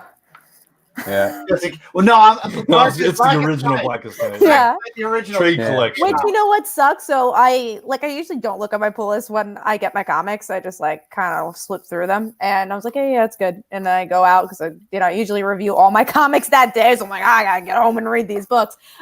So I got Blackest Night for the Tales of Whatever, and I got the $1 issue instead of the regular one because I guess that came out this week. It did as the well. first issue. Yeah, so I got that, but then after I read it, I was like, you know what? I'm happy I got the $1 issue of the original one instead of. Get the Much ring. better. Yeah. No, I didn't even know they were giving a ring out. I thought they were. I didn't get a Legion ring Nah. either, so I didn't get a Legion ring. I'm like, no. I didn't even get the Legion book. I don't even want the ring. Not worth it. yeah. I mean, if you're not getting the book, they're definitely not going to give you a ring. I got the other but- Legion Yeah. ring, the one they did back when they Yeah, I had. have that one. Yeah, But I don't yeah. really like Legion of Superheroes that much, so did I really need that ring? They were giving away at New York Comic Con. Every single time I went to the booth, it was never there. They just ran out. I'm like, whatever. I don't care about Legion. I'm good until they fix the book, even though the first issue is just out. We'll see where it goes. All right, Michael, Mhm. what's your number 3? My under the radar book, Age of Conan Valeria. Number That's 3. number 4. Oh, That's number 3. No, he okay, was saying okay. that. Yeah, I believe it. We're not back in the radar, I cat. thought he was so back to under the radar. No. You're number He's 3. not that out of it. Come on. Yeah. Because he paused for a second, so I thought he was a little lost. Now Poor he's Michael. gone. He's upset. Okay, so his under the radar was okay. That makes more sense. It was his number 3 was his under the radar Got book. ya. That's what And you have now- trying to Got say. it. Now He's Mike's gone. like, And now you made him upset, and now he's left. crying. Good job, Kat. Way to go. I'm so Run so Michael off sorry. the show. I'm trying. Come back, Michael. Uh, Michael, come back. Come back. You're all along, cat. Michael, Baby, come back. All right. All right, so we're moving on to a couple other books. Well, we talked about Power Rangers, so we're definitely not talking about that again. And then we're going to move on to Who read? I didn't even check to see. A couple Far. of you read Far Sector. Is it better I read now? it. You're good now. Yeah. Michael. Yes, you're good, You're Mike. Sorry, connection okay. issues. For Yeah. some reason, I didn't have any interest in reading this book, so I want to hear from you guys on what you thought of Far Sector, this other version, this other Lantern. No. Well, I know Kat didn't like it, but I didn't. I actually really liked it because the thing that pulled me into it was that you're telling this murder mystery story with a Green Lantern. that Anytime you've you have never heard murder of. mystery, Brent's all good. I know. I love them. I don't know. I watch all kinds of shows like that too. So it's Except just, Leviathan, although it wasn't Except really a murder Leviathan. That wasn't a mystery. murder mystery. That was just more a dumb mystery. because there wasn't a murder in it. Brent's like, oh, yeah, it's got to have people dying. That's, yeah, or that's else the only I way don't I'll like read it. But no, I thought it was interesting. I mean, it wasn't as good as I hoped it would be, but it was definitely an interesting story for me. I thought the art was definitely it was good art, but just like Fallen Angels, somebody in the comments said earlier that it wasn't great for storytelling. So I thought for storytelling and sequential art, maybe it was a little bit stilted, but other than that, it was beautiful to look at. I think it was probably a little bit more political than I would have preferred. But the actual story of this brand new Lantern being called to basically be the ultimate police on this planet, I thought was really an interesting direction to take a Green Lantern story. And I loved learning the history of these three races that belong on this planet and how they came to be. Which actually they had two planets and three races between the two planets, and they somehow formed a society. And now they've had the first murder in, what was it, like 5,000 years or something like that, some long period of time. And it's a person from one of these races, and they have to figure out why it's happening, and they are anticipating that more are going to happen soon. And so I thought it was interesting. I thought it was a good first issue. Why didn't you like it, Kat? For all the reasons you did. Boring. Well, yeah, I personally, opposite of Brant, I hate procedurals. I do like mystery. I do like murder mysteries, but freaking hate cop procedurals. I never like those type of shows. Don't like SVU. I'm just not a like fan. Those. Yeah. A lot of people do. Yeah. But yeah, like I don't like that type of storytelling, and that's why I did not like this. And I will say I wasn't gonna originally pick this up, but I had so little books. I was like, gotta put another number one in here. So I was like, all right, I guess I'll put Far Sector. And I love the artist. Like I love Naomi. And I remember when Naomi came out, I wasn't gonna originally pick it up, but it was a light week and I picked it up. So I was like, maybe this will happen with Far Sector too. And no. What I didn't like is I didn't get enough from the character. I didn't know her. I was like, why should I follow this person? It was very much about the plot and the world and not enough about her. You're right. I agree with that. With procedurals, with me, it's like I don't like those case of the week kind. Mm-hmm. I like it if there's an overarching plot that you see a through line throughout each and every episode, even if they are dealing with a new case. So those are the kind I like. Like Blacklist has this thing going on. Yeah, I like those kind. But no, I totally get why you wouldn't like this then. But I liked it. It's not my favorite. It's not my top 5 or anything, but I did. What is this? Is this a mini? Yeah, it's like a maxi. Maxi. I think it's 12 maxi. Okay. I mean, we don't have a lot of Green Lanterns, so you got to give it a chance, Yeah. Now, whether I'll stick with it throughout the whole thing, I don't know. We'll see. Yeah. Depends on the mystery. I don't know why you have to come out with another freaking lantern when you're missing half of the other ones. So True. What are you gonna say, Michael? You should have just did that. No, I'm sorry. I was just saying, since you could hear me again, sorry, the connection is always off. My number 3, I was saying, was Age of Conan Valeria, issue number 4, and it's an under the radar book we already talked about. Right. Yeah, we figured that. We kind of got that. All right. Just sorry about that before. It was just... No, you were fine, dude. You're absolutely fine. All right. So now we'll move on to our number 2. Okay. My number 2 book this week was actually Guardians of the Galaxy, issue 11. The book was like a 2-minute read. It really was a fast read. It's just basically all the Guardians coming together and just trying to save the day. But what happens is Rocket's been teased about dying this entire series, and his little mech suit winds up getting destroyed. So it looks like death is imminent for him. And he's going to use his last his last breath to try to save Peter. And he's walking out at the end of the day with his big ass gun just on his last legs. And what's going to happen, you still don't know. But issue 12 is going to conclude the series. Gorgeous artwork, great 2-page spreads in that book. It was a really cool book. It really was just action heavy. I think Michael would actually like this book, but it was cool. It was really cool. This one was a little lower for me. I wrote little notes for each one, and I'll tell you what I wrote for this. And I said, kind of ready for this to be done, but scared for Rocket. That's all I wrote. I love that you're a little side notes for yourself. Yeah. Well, sometimes I forget what happens. I got to. I definitely get that. You're waiting to see what's going on, because this particular story arc I felt has gone on quite a bit, right? Yeah. And so and it's just like you want to find out what happens to Rocket already, know, and I think that's what we're all waiting for. So yeah, I definitely see that for sure. All right, so I'm gonna go on to Kat. What was yours? Mine was X-Men issue 2. So I love this issue, man.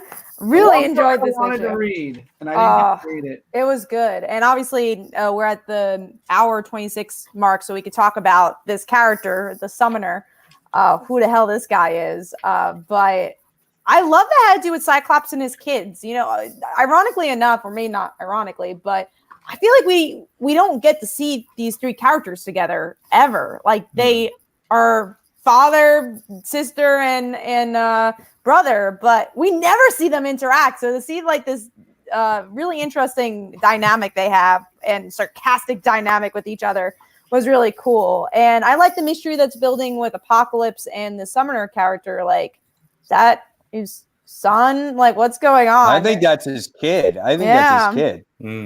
So that's cool. Who's the mom? There's some, and you got the volcanoes with each other too. The islands all having babies. Yeah, islands. I don't want to know what these islands are doing. Yeah, I agree with AJ here. X-Men #2 got me as hyped as I should have been for the first one. Yeah, that's the way I felt too. Yeah. I agree. Like issue 1, I remember liking, and I said this last week, but I don't remember what really happened. This is an issue like I will remember. It was a good issue. Yeah, this is also my. Oh, sorry, bro. Go ahead, Mike. I was just gonna say this is also my #2. Oh, nice. Okay. I think what I liked about this book is really it does play off a little bit off of this first issue, because the first one focused on the Summer family. So I think in this title, I have a feeling you're going to see more of the Summer family together dealing with this whole situation. And I'm cool with that. I'm kind of okay with that because, I love the character interactions, and it made them it for like there were some really funny moments in this book, and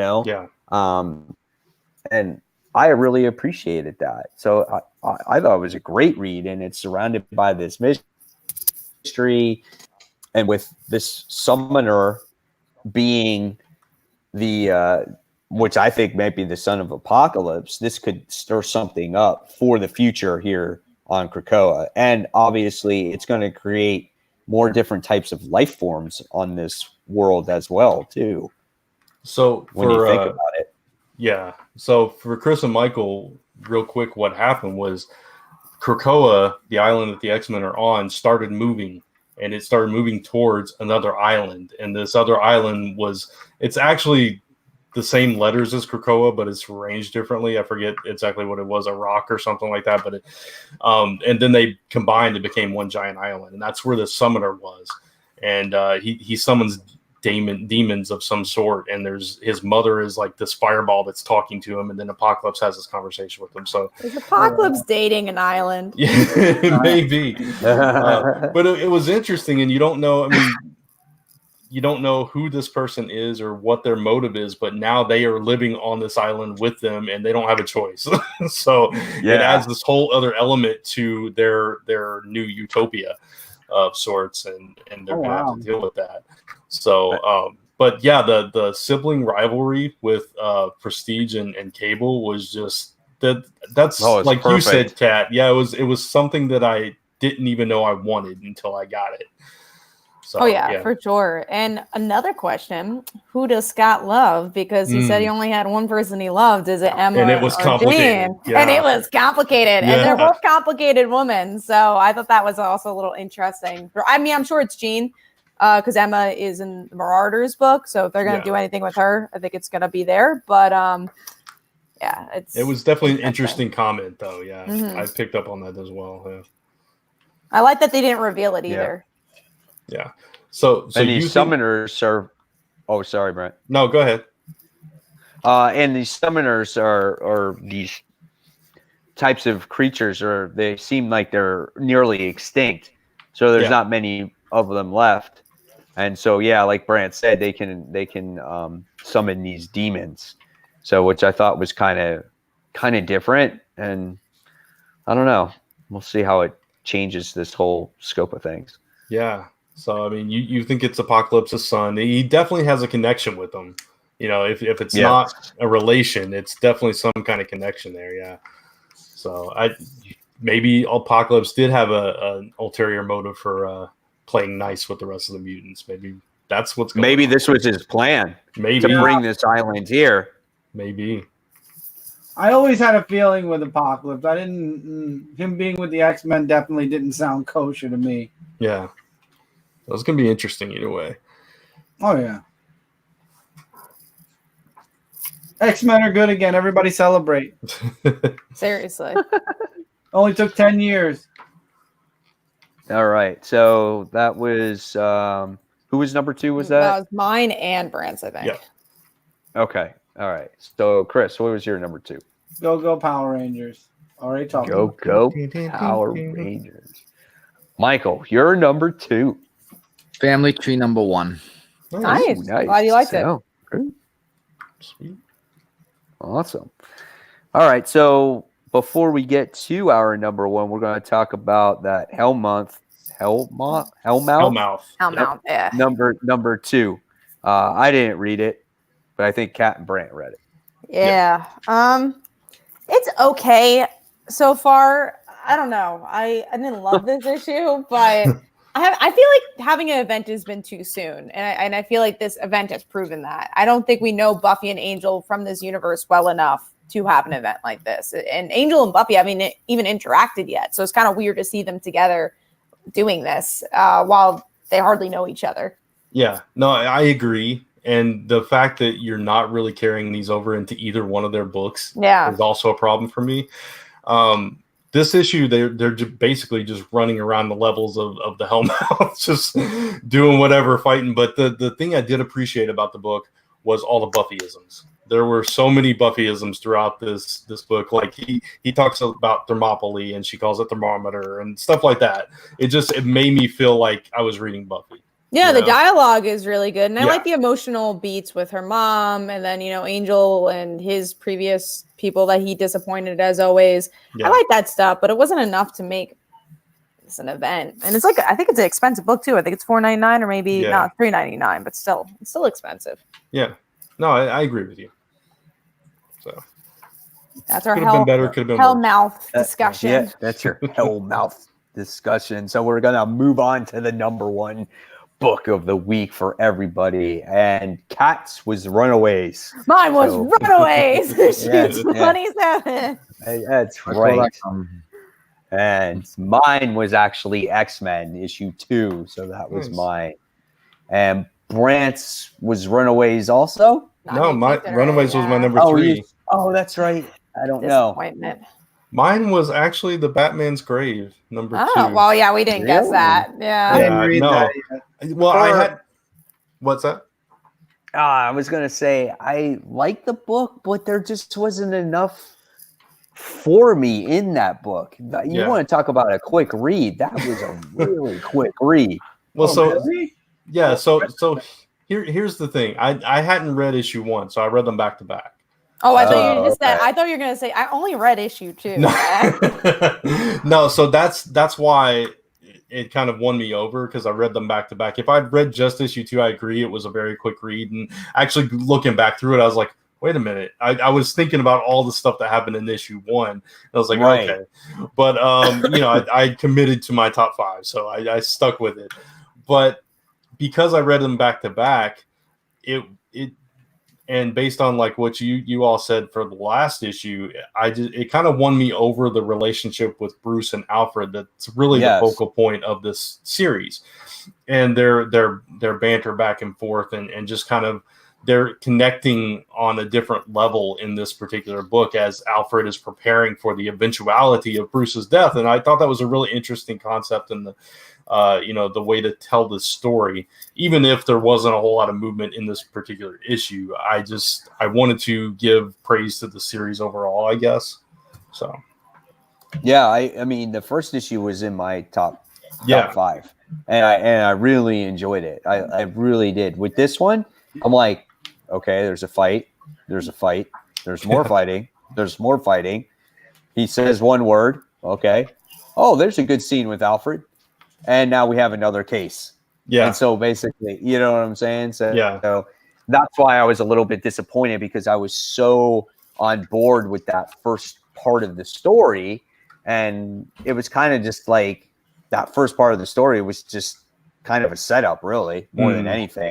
And but I agree with you. The relationship between Alfred and Bruce here is beautifully done. And I want to see more of that. And I hope hopefully we do get more of that. Right. I agree. All right. So I'm going to go on to Michael. My number 1 book, if you want to take a guess. I don't know what came out. Sonic? Sonic? I don't think Sonic came out this week. What was it? What else? Punisher didn't come out, did it? Well, the Soviet did, but Yeah, the that was Soviet number one, 6. though, but not the regular one. Big Hero 6. I don't know. I don't know either. Savage Avengers. No. That came out last week. Yeah. my number 1 book is Robin Hood Vigilante. Oh, yeah. Okay. Issue he did number read that. 1. And I actually didn't think that Robin Hood was gonna be coming out with a new volume, but I feel like that's their bread and butter at this point. No, but I guess from fairy tales too. But yeah, but I'm actually really happy that it came out because it left off at the last volume where, just to keep it short and sweet, Greenwich wanted to find out who shot her with the arrow. He finds out that's this one guy that was from the underground from last volume where Robin Hood was, Robin Loxley is her name, where she was hidden because she was still a wanted person. So she goes back to the underground to get the guy Vladimir, who was behind all this, because he's a archery person and had his mug shot, but he was never arrested or put on trial or something like that, if that makes any sense. So he said like he was hired by a middleman to shoot the arrow, but we couldn't get any more detail because the vigilante hunter squad enters and they come to arrest both of them to be continued. So to me, it was very good and excellent artwork along with the issue. Awesome. I think somebody else Very had their good. in the comments had it in their I top think five. it was, yeah. I Brevin, saw that maybe? too. Yeah, I think it might have been Brevin. Yeah. Yeah. he did say it was lit, so it probably was. Oh, there you go. Yeah, it is. Yep. All righty, Chris. Dollhouse Family, issue number 1. The Dollhouse Family. Sounds like a cheap sitcom show. I hope they have an Dollhouse issue Family. about that. Yeah. All right. So that is all the books that we're talking about. So we're going to pass it over to Chris. What time is it? It's time for the chop. That's right, everyone. The chopping block is here, and we're going to chop some books. Now, unfortunately, this week, I know I don't have any. I didn't read Superman 7. I mean, that's fortunately. I'm glad you're not dropping anything. I know, but it's always fun to have something to chop. I think Kat and I are the only ones that have. Michael I have a does. half. Oh, you have one? Oh, Okay. Michael has a half Yeah. chop? Okay. All right, Mike, what's your half chop? book that I talked about before, Punisher Soviet issue number 1. If that next issue doesn't hold me, then I'm chopping it away for good. There you go. All right, Mike's Chopping it down like a cherry tree. Exactly. You cannot tell a lie. For me, I don't know if I'm going to continue, and I didn't put this on there, but it's that 7 days.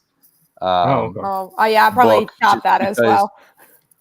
I will not chop that. The only reason why is because I don't know the characters and I can't get attached to them. Gotcha. So that's really not that it's a poorly written book in any way, shape, or form, but I just can't get into these characters. So I just might have to, drop it. I'll see what happens when the week arrives. So. All right, so Kat and Brant do have chopping books. Let's start with Brant.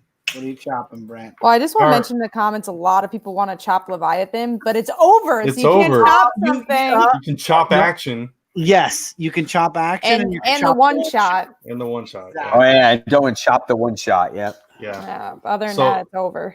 Yeah. So Morbius, I already said. I'm chopping that.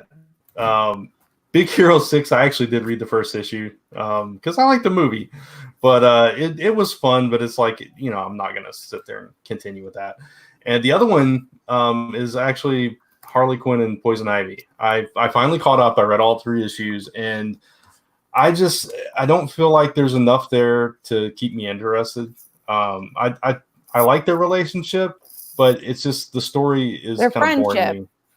Their friendship, it's still a relationship, but it's No, friendship. I'm making a relationship, joke. I'm making a joke because they Okay. are in a relationship, but for some Friendship. reason they promote this book that they're always friends. Oh, it's the friends. Okay. yeah. I gotcha. made a joke out of it. Gotcha. But I understand that. I really liked issue 1. I'm sticking with it because I do like that there is a comic that isn't just about them, and I think it's cool that they're somewhat fleshing out their relationship. Kind Yeah. of. Are they together? Question mark. They But say they are, but they just won't do it for some reason, and it's frustrating. but they're together. Like that's what makes no sense. It's like we know they're in a canon relationship together. So like I don't understand like why DC won't say it. It's weird. But anyways, it hasn't been as good as that first issue. I want to see where it goes, but the Mad Hatter stuff was Yeah. Yeah, exactly. That lost me. It was the Mad Hatter stuff, and Floronic Man is. Was that the one where you had Harley's hat made for like? Yes. Yeah, I skimmed that. I didn't read it yet. I mean, there's only 3 more issues left, but if you are going to drop it, this is the point to drop it. Exactly. Yeah. So yeah, Was those those are all- my 3. Those are all yours. Mine is Far Sector. That was an easy one for me. Again, I just kind of got that on whim anyways. And then probably Fallen Angels. I really didn't love the issue. I'm still debating if I'm going to get X-Force issue 2. I rather, I think, give my time. Oh God, how can I you? know, how man. can you drop that X-Force book? Like I it's didn't like probably it. like one of the most major player books in that. That's why I'm series. probably going to give That issue 2 and a X-Men. chance. I will give issue 2 a chance because of that. But I think if I could drop an X-Men book, it's going to be Fallen Angels first. It has No, fallen it's gonna off be. my... It's gonna list. be Mutants. New Mutants. No, Ileana is too funny for me to drop. That and Excalibur are probably the Oh, two no, books Excalibur that- is already dropped. That has been dropped. But yeah, no, New Mutants. I want to like Ileana so badly that I'll give you one more issue. So funny. Our topic video will be very interesting this week. Oh yeah, Just for tease sure. that out Yeah. there. All right, so that's it for the chop. Moving on to Brant. Yeah, key issues, books coming out tomorrow. We are looking forward to. We got some stuff to talk about. Some big books coming out tomorrow. We got 2099 Alpha, if you want to consider that a big book. That's I'm the first on one. that one. I'm on that. Yeah, Yeah. most of us. See I what think. happens. I'm gonna check pick it that up, one, but what event is this, anyways? Like we're all from the future. Yeah, They're all one shots. It's all one shots, and it's an amazing. Yeah. yeah. And Yeah, but, Spider-Man 2099 is coming out in like 2 weeks or so, I feel. right. I just want to see what they do with it, and kind of base my judgment on whether I get the rest of it from that. So we'll see what happens. We got the end of Absolute Carnage staying in the Spider-Man realm. You got to see how that wraps up and how they're gonna prevent or not prevent the coming of Null. Yeah. It truly wraps up though in Venom issue 20. and Of that comes course. out next Of week. course. Okay. Yeah. Gotcha. And of course, Kat doesn't read it, so you're not going to find out the ending. I We're not won't. gonna I'll just find out from spoil it. you. I'm not No, you picking that won't. book We're up. not even going to talk about it that day. You're gonna What- spite me. One Yeah. cat might pick up though is Glow, the baby face. I don't know what the Babyface, baby face is, but I like Glow.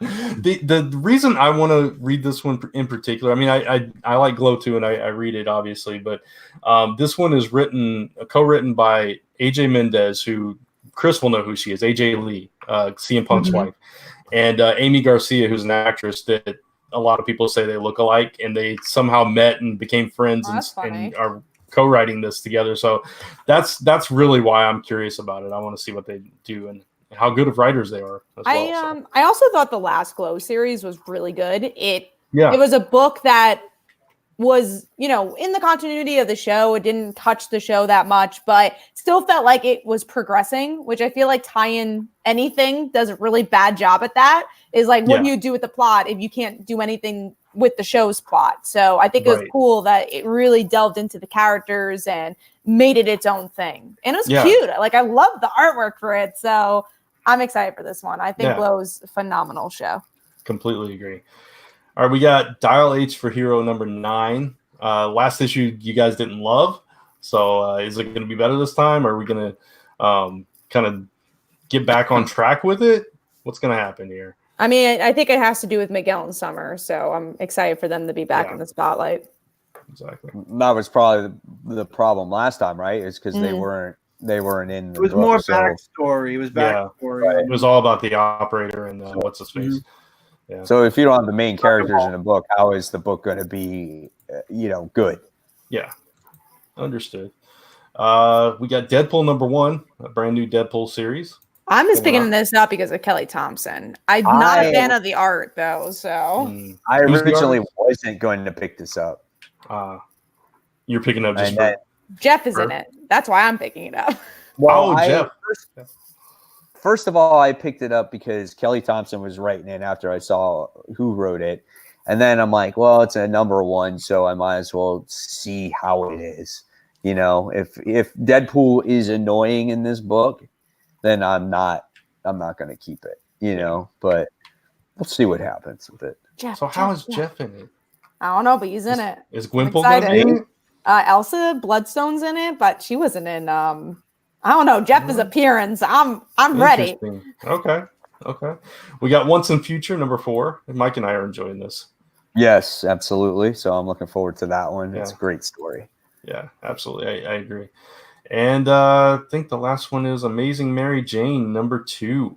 I hope there's a lot more dancing. Hey, Yeah, that was some cool dancing right there. Yeah, Go ahead, Dance Mike. moves. I'm looking forward to that issue also because last issue was really good, minus the dancing. But yeah, But she's a dancing queen. Yeah, I want to. 5 disco balls. I honestly want to see how Mary Jane continues, like how her characterization is in this book, and then the Sinister Six's plan to go in on Mysterio and all that stuff. Yeah, exactly. I'm very curious about this book. It's long term. Does it get cheesy or boring or something like that? So we'll see what happens. It could. I say if she dances next week, we call the show. She's still the dancing queen. I like it. All right, and that's all the key issues. So. no wait, what weren't there more of them? There was, I think, Punisher. I mean, if you want to add more, Michael, since you didn't talk about much, you could talk about the ones you wanted to talk about. I think from what I saw in the thing. Oh, because what we do is the ones we talk about are ones multiple marked down. Oh well, there was the Punisher Kill Crew issue number 5. So I'm looking forward to seeing how that story is going to progress. And actually, Rye issue number 1, which I remember reading that in the Valiant. So that's actually going to be something I'm looking forward to reading of how that's going to be, how the character is going to be, Yeah. And that's it. Awesome. All right. And with that, we're at the end of the show. Does anyone have anything they would like? I do too. So yeah. We're gonna go down the line. Brant talked first, so Brant's gonna go first. Okay. I just want to let everybody know that we will not have a show next week. It's Thanksgiving week. Oh, we're not? Oh, No. that's okay. Good. Yeah, that yeah, was we my decided announcement. that where I right before you wasn't- came on because you're not going Oh. to be here anyway. So it was like it's Thanksgiving. We might as well just kind of call it. So, so yeah, don't look for us next week, but we'll be back the week after that. So stay tuned Surprise, for that. Cap. Yeah, That surprise. was I wasn't on because my thing wasn't working. That was my announcement. It's like, sorry guys, I won't be Yeah. on. Okay, so we killed 2 birds with 1 stone. Yeah. Mike, Spider Slayer, you didn't have anything, or did you? No, I just wanted to promote. Just guys, just check out the channel, Comic Book Corner 2.0.